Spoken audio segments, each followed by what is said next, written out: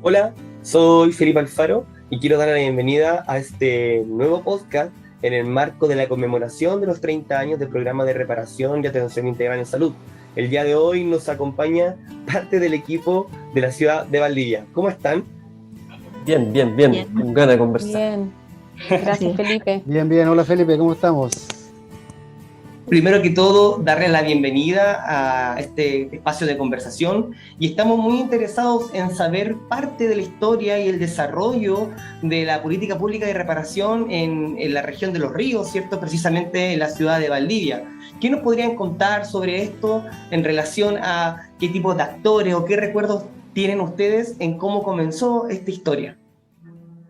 Hola Felipe, gracias por el espacio. Primero que todo, presentarme, yo soy Rodolfo Guerrero Núñez, soy de profesión trabajador social, estoy en el PRAI desde el año 2007 y bueno, la idea es poder también rescatar ahora y presentar lo que es algo de la historia que conocemos desde el equipo, los que estamos más cercanos a ella, porque esto no comienza el 2017, sino que comienza mucho antes, y ahí hay harto que compartir. Mira, primero creo que sería importante relevar el hecho de poder realizar esta actividad de conmemoración por esta vía, porque además convoca a todos los equipos, a los 29 equipos a nivel nacional. Y a mí me parece tremendamente importante que los equipos, ¿no es cierto?, sean quienes transmitan también qué ha pasado durante todo este tiempo, qué ha pasado durante estos 30 años. De estos 30 años yo me integré hace 14 años al programa, el 2007. El programa en Valdivia comienza por ahí por el año 2002 de una manera como oficial, o sea, desde salud, ¿no es cierto?, desde la institucionalidad. Sin embargo, como lo relataba el doctor Madariaga en el podcast que le correspondió participar a él, hay una historia que se relaciona con el mundo de la ONG, que incluso, ¿no es cierto?, es anterior a 1990, que son las personas profesionales de ese mundo, ¿no es cierto?, que trabajaron en acompañamiento de las personas que habían recibido violencia política y la atención en salud. En Valdivia no fue ajeno a eso. Yo lo que he escuchado de relatos de personas que estaban en ese tiempo trabajando, que el CODEPU cumplió una labor bastante importante, no solo en la región, no solo en la región de los lagos, que era ese tiempo, y día la región de los ríos, sino que desde la Araucanía. Hasta el 2002, en Valdivia, se habían tenido experiencias desde ese mundo de la ONG, ¿no es cierto?, en acompañamiento a personas, y del equipo de la Araucanía también, que se había formado anteriormente a este equipo. Eran ellos quienes tenían los antecedentes, las entrevistas, y los que venían a transmitir también las formas de acceso a la salud de los usuarios. Particularmente el año 2002 viene a la región la ex ministra de Salud de ese entonces, que era la ministra Michelle Bachelet, y los usuarios, específicamente hay una foto ahí bien icona, ¿cierto?, de Pedro Media, que el usuario asista a una actividad de la ministra y le entrega una carpeta con la propuesta de la creación del programa, entiendo yo, ¿no es cierto?, con una base técnica desde lo que habían observado en otras regiones. Y desde ahí se empieza, ¿no es cierto?, a levantar este equipo con profesionales y con espacios físicos no muy bien definidos. Después estuvo ahí el doctor Moya, que con el tiempo después fue concejal de la ciudad de Valdivia, de la municipalidad de Valdivia, y él un poco lideró el proceso de instalación con los profesionales que trabajó ahí. Habían también otros funcionarios que no recuerdo en este momento del servicio. Yo me incorporo en el 2007, cuando ya el programa había salido del servicio y había logrado instalarse en un espacio en el Hospital Base Valdivia, un espacio también que había sido articulado y conversado con las agrupaciones, ¿no es cierto?, y a partir de la necesidad que identificaban los equipos. El 2006 se traslada al Hospital Base Valdivia, con otra particularidad que el hospital también en ese momento le cede a la agrupación de usuarios un box en la entrada, cerca de la entrada del hospital, para que se conforme el voluntariado Price, que de acuerdo, ¿no es cierto?, a la experiencia que hemos ido recogiendo de otras regiones, no existía en ese momento una agrupación de usuarios al interior del hospital, al más estilo, ¿no es cierto?, de voluntarias damas de rojo, damas de verde, ¿no es cierto?, que se distinguen por colores. Aquí en este espacio estaban las voluntarias Price. En ese tiempo le llamaban damas Price, pero ellas prefirieron después, ellas y ellos, porque habían voluntarios, diferenciarse de las damas de colores por el voluntariado Price. Yo llego en ese momento, el 2007, por una selección que realiza Recursos Humanos de coordinador de programa, como le llamaban en ese entonces. Participo y cuento un poco con la suerte también de poder incorporarme como coordinador. No existía un coordinador en esta región, situación también que penaba en la relación con los usuarios, porque los usuarios necesitan también respuestas concretas, ¿no es cierto?, que sean expeditas, que se gestionen, ¿no es cierto?, y en ese tiempo había un equipo profesional y que era muy complejo dar esas respuestas. Pasaban, en realidad, más que en el hospital, los dirigentes en el servicio, tensionando un poco también la respuesta de la dirección. Eso como historia general. Tal vez dentro de esto hay mucho detalle que se me arranca. Rodolfo, ¿existe algún episodio del programa que haya estado relacionado con los procesos de búsqueda de detenidos desaparecidos y acompañamiento con los usuarios? Bueno, la región, por sus características geográficas también, y todo lo que implicó la experiencia del complejo forestal maderero, que está instalado en la zona cordillerana de la región, tiene una historia de violencia política marcada, ¿no es cierto?, por la desaparición y por la matanza colectiva. Hay varios lugares, ¿no es cierto?, y grupos de personas que fueron asesinadas producto de su participación en el gobierno de Salvador Allende, su participación como dirigente, ¿no es cierto?, en el complejo forestal. El complejo forestal ya era una experiencia, ¿no es cierto?, de emancipación obrera interesante, no solo en Chile, sino que en América Latina. Entonces, cuando ocurre el golpe militar, claramente hubo una intencionalidad de bajar, ¿no es cierto?, estos aires de trabajadores al poder, ¿no es cierto?,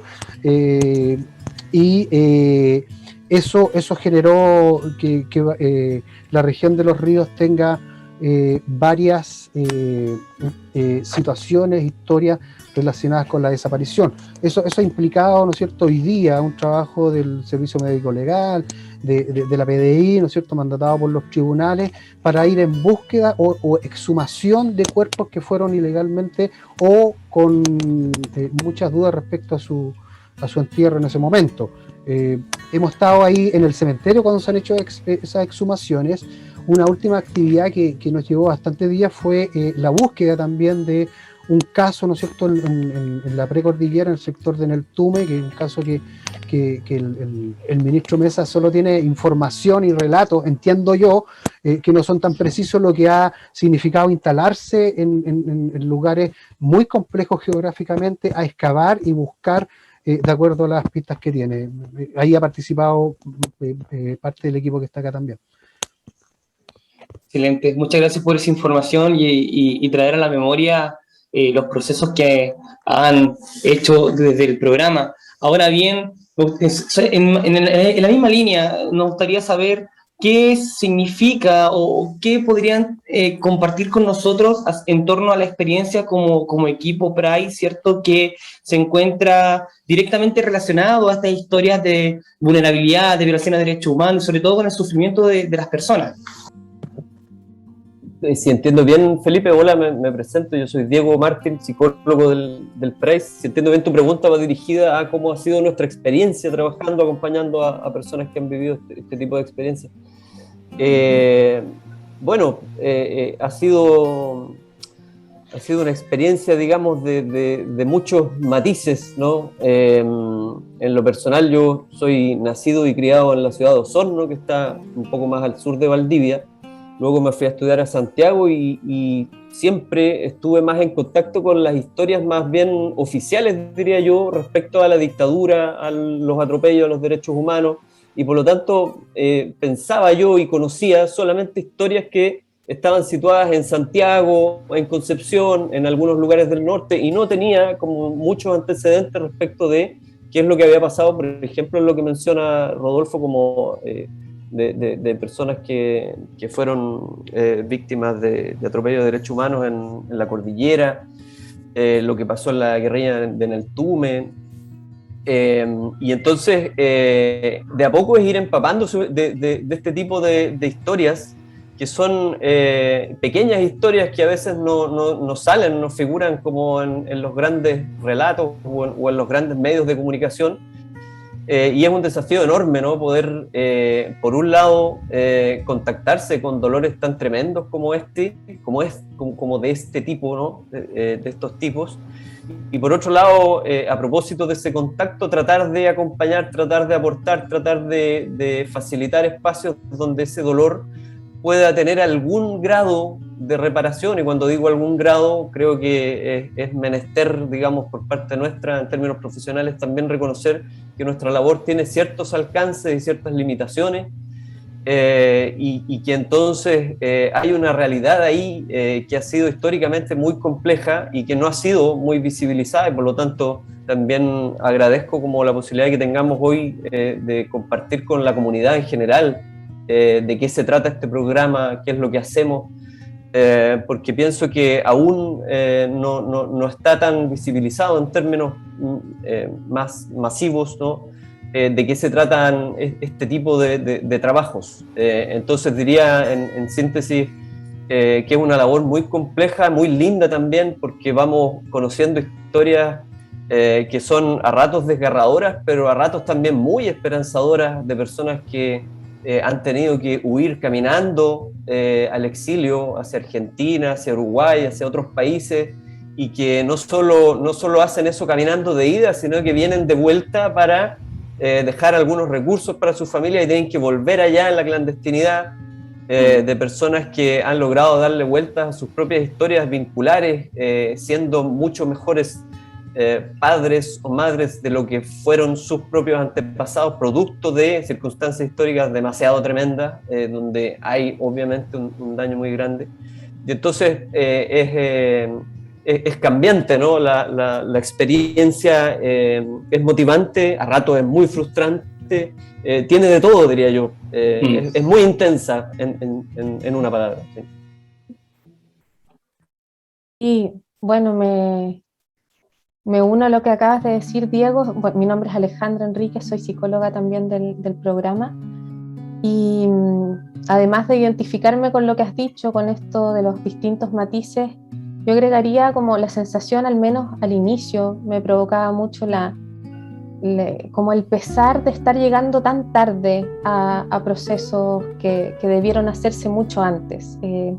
Eso, les confieso, me generaba mucha impotencia al principio, al igual que lo que menciona Diego. Conocía historias de represión política, de tortura, pero mucho más indirectas, no con relatos como los que empecé a escuchar al entrar al programa.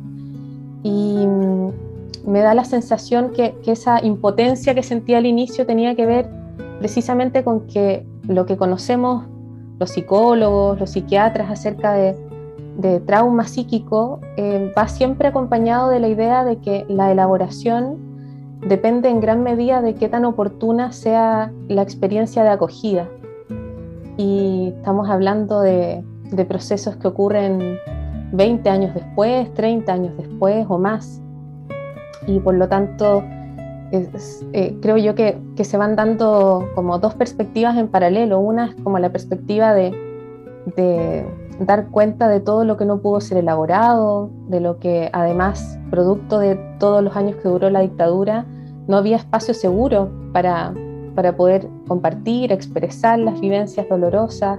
Muchas veces la estigmatización también generaba hermetismo, el temor a volver a ser victimizados también generaba mucho silencio, tabúes, que bueno, generan una gran dificultad para la elaboración y por otra parte está la admiración de ver cómo esas personas y sus familias y su descendencia se las habían arreglado para lidiar con el sufrimiento.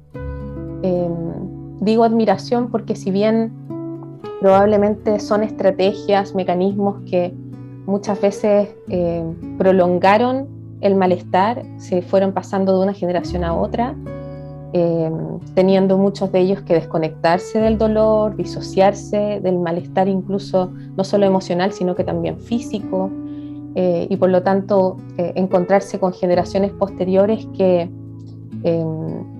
no tenían cómo significar, poner en palabras lo vivido por sus padres o abuelos, ¿no? Eso hace como que se enquiste mucho más, ¿no? O que se genere una especie de presencia fantasmal, hablan ahí algunos autores con respecto al dolor, pero al mismo tiempo que lograron esas familias mantener en su mayoría, por supuesto, y muchas excepciones lamentablemente, un acompañamiento, una especie de soporte, a veces orientado al futuro, a la sobrevivencia, a cómo hacemos para generar un entramado social y familiar que nos sostenga, ¿no? Eso me ha parecido siempre muy admirable, como llegamos tarde, pero aún llegando tarde es posible ver cómo el ser humano se las arregla muchas veces para sobreponerse, y eso es muy bonito.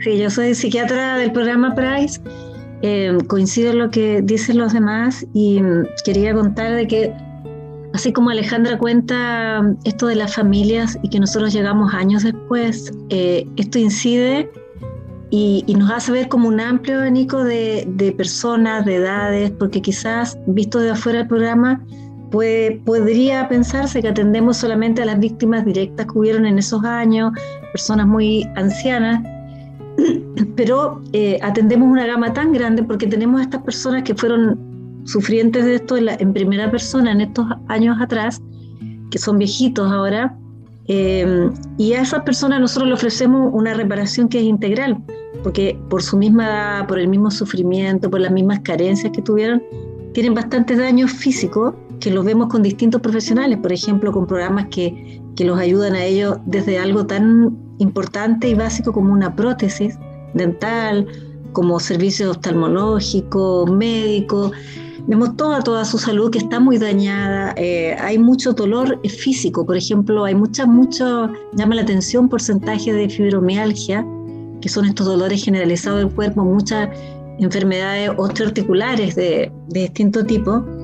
Eso es muy presente porque, como decía Alejandra, a veces el dolor, para soportar en ese momento situaciones muy terribles, se inhibe la conciencia psicológica del dolor. Hay como una disociación para poder sobrevivir y es una armadura que es necesaria, que a lo mejor trajo otros problemas futuros a la descendencia, pero en el momento no había otra cosa que hacer, era la armadura para no morirse.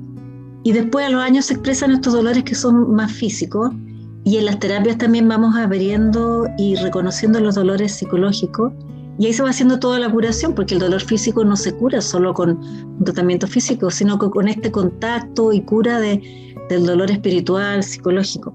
Entonces tenemos a estas personas mayores que fueron las generaciones primeras en dañarse.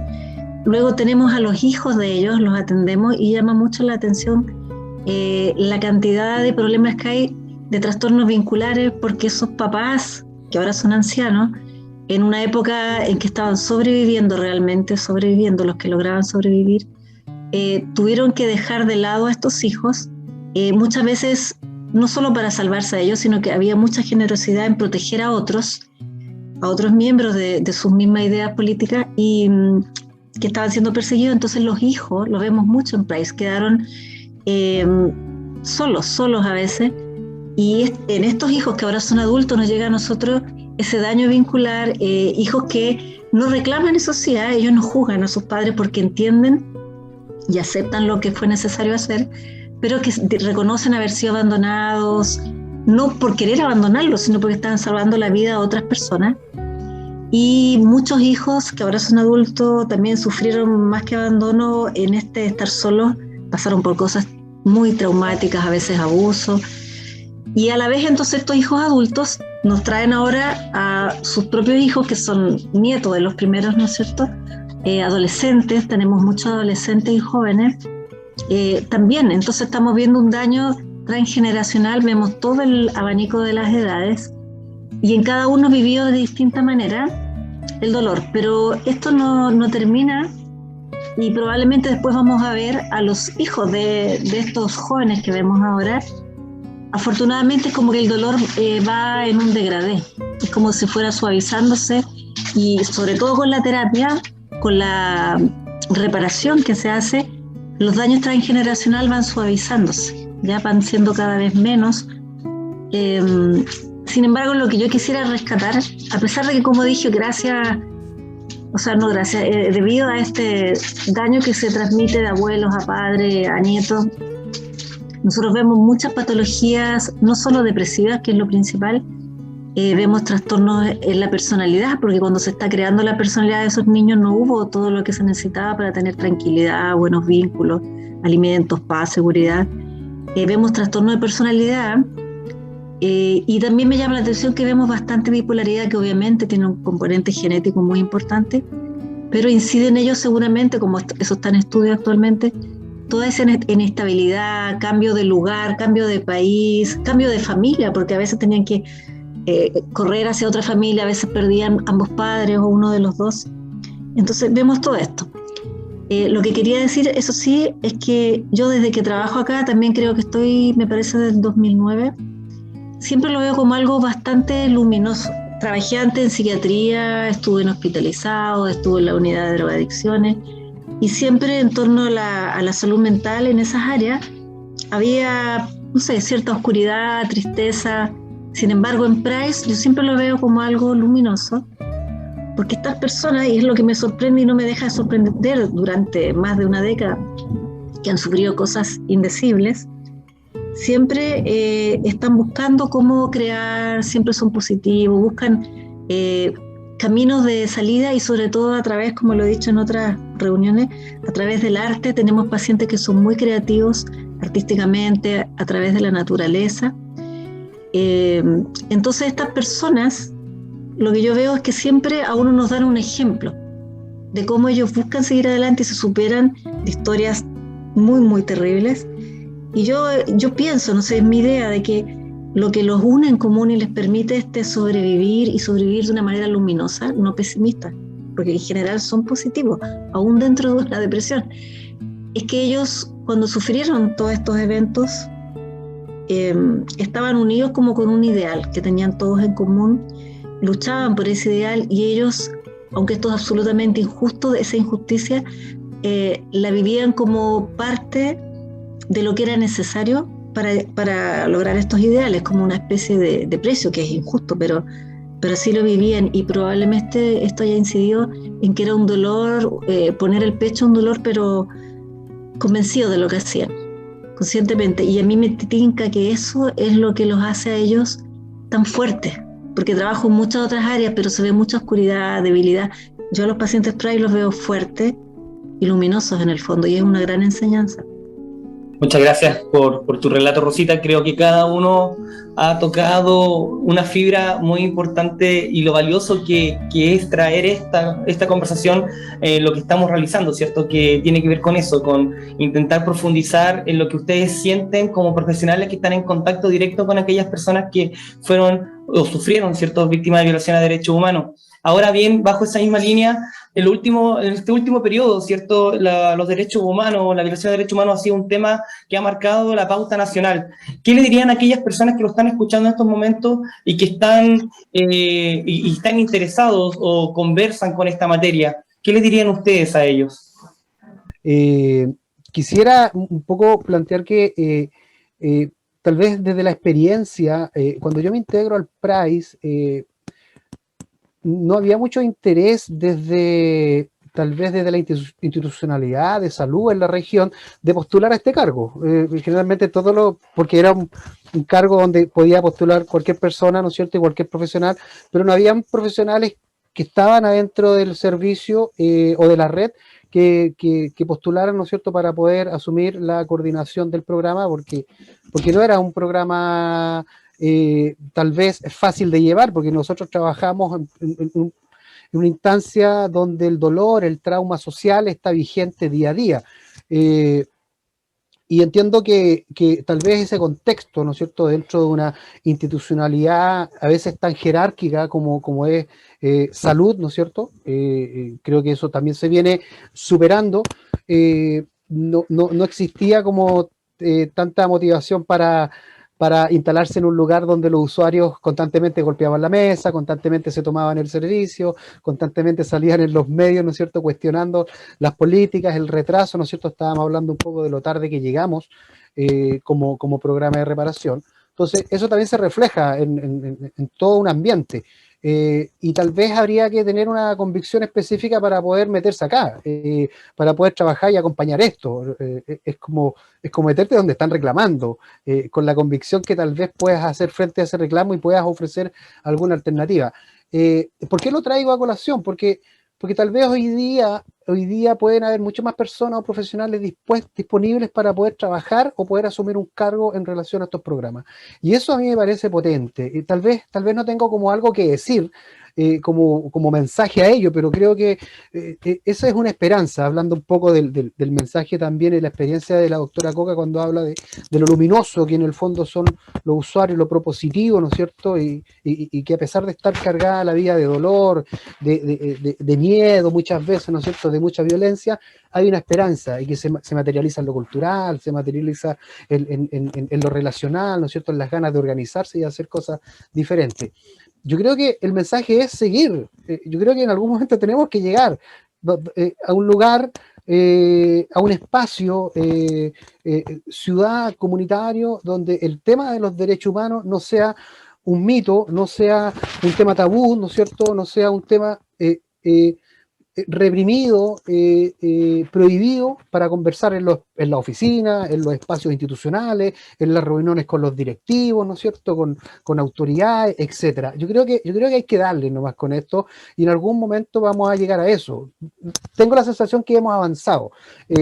Ahora, hemos avanzado a costa de ojos, a costa de traumas oculares, ¿no es cierto?, a costa de mucha violencia, pero bueno, hay gente que ha logrado instalar el tema, a pesar de todo lo traumado que somos como sociedad, porque venimos de una sociedad traumada, pero yo siento que algo hemos avanzado.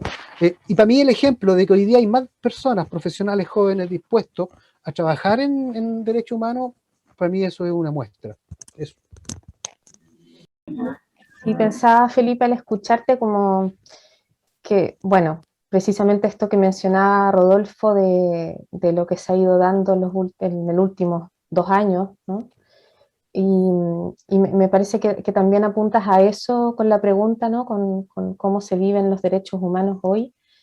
Y bueno, creo que a todos nos pasa, no voy a decir nada nuevo, que nunca nos imaginamos que pudieran haber hechos de represión como los que han ocurrido en el último tiempo. Al menos yo siempre pensé que esto era un capítulo cerrado de no repetición, digamos, ¿no?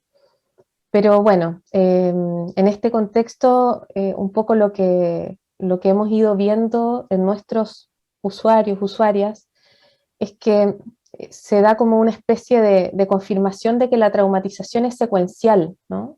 No ocurre un hecho traumático y luego eso se cierra y hasta ahí quedamos, sino que en cada nuevo hecho histórico, de vida, político, ¿no?, se puede volver a actualizar la experiencia traumática, ¿no?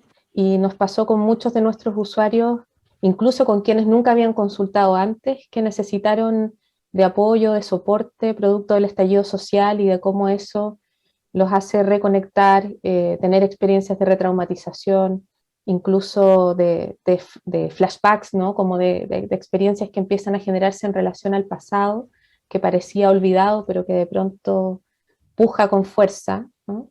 Y en ese sentido creo que tanto con ellos como con aquellos que han sido víctimas de violaciones a los derechos humanos personas jóvenes, personas que han vivido trauma ocular y muchas otras experiencias, porque el trauma ocular probablemente ha sido lo que más ha tenido connotación periodística, ¿no? Pero hay muchas otras experiencias que han ocurrido a lo largo de Chile y tal vez sea importante no demorarnos todo lo que nos demoramos durante la dictadura en hacer un reconocimiento social a esas vivencias. Me parece que eso es fundamental, se ha ido viendo en el tiempo que mientras más la experiencia traumática está acompañada de una desmentida por parte del espacio social, en que eso pareciera que no ocurrió, que no tuviera importancia, o demos vuelta a la página, todos esos dichos que escuchamos por tantas décadas,